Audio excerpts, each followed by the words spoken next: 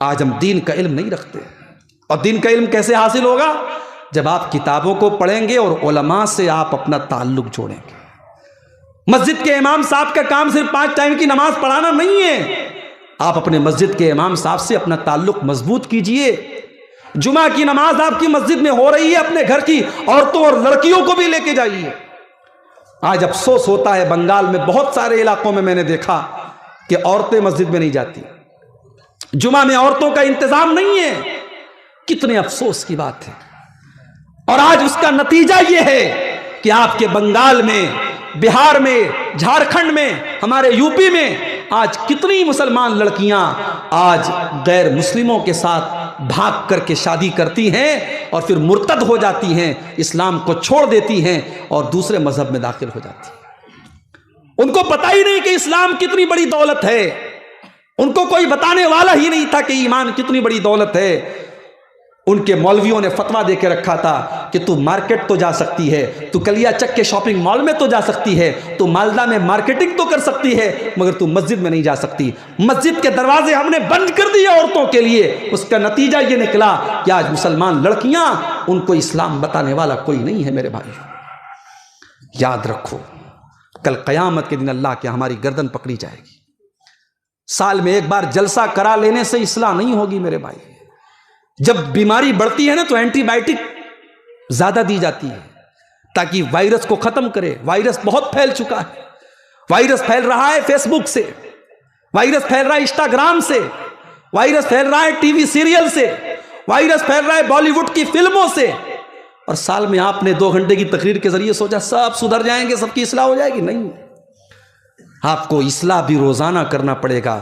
بار بار جب کوئی چیز بہت خراب ہو جاتی ہے تو اس کو سدھارنے کے لیے زیادہ محنت کرنی پڑتی ہے.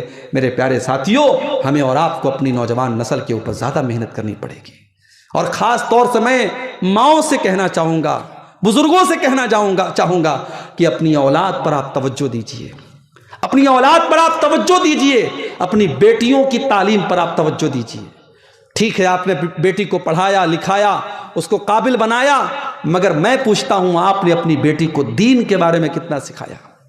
اگر آپ کی بیٹی نے گریجویشن کر لیا، ایم اے کر لیا، پی ایچ ڈی کر لی، سب کچھ پڑھ لیا اس نے، مگر اسے اللہ کے بارے میں کچھ نہیں پتا، رسول کے بارے میں کچھ نہیں پتا، اس نے قرآن کو رٹو طوطے کی طرح بس عربی میں پڑھ لیا، قرآن کی آیتوں کا کوئی مطلب اسے نہیں پتا، تو اگر کل وہ لڑکی کسی غیر مسلم کے ساتھ بھاگ جائے گی تو افسوس مت کیجئے گا، اسے کسی نے بتایا ہی نہیں تھا کہ اسلام کتنی بڑی نعمت ہے. چونکہ مجھے ابھی فوراً پورنیہ نکلنا ہے، مجھے جلسے والوں نے کہا تھا آپ کو 11 بجے تک بولنا ہے، مگر میں بہت افسوس اور معذرت کے ساتھ کہنا چاہتا ہوں کیونکہ 200 کلومیٹر کا سفر کرنا ہے، بائی روڈ کرنا ہے، اور چونکہ ابھی بالکل لیٹسٹ میرے ساتھ حادثہ ہوا ہے، رسک بھی نہیں لے سکتے، بہت تیزی کے ساتھ گاڑی بھگا کے لے کے جانا بھی مناسب نہیں ہے.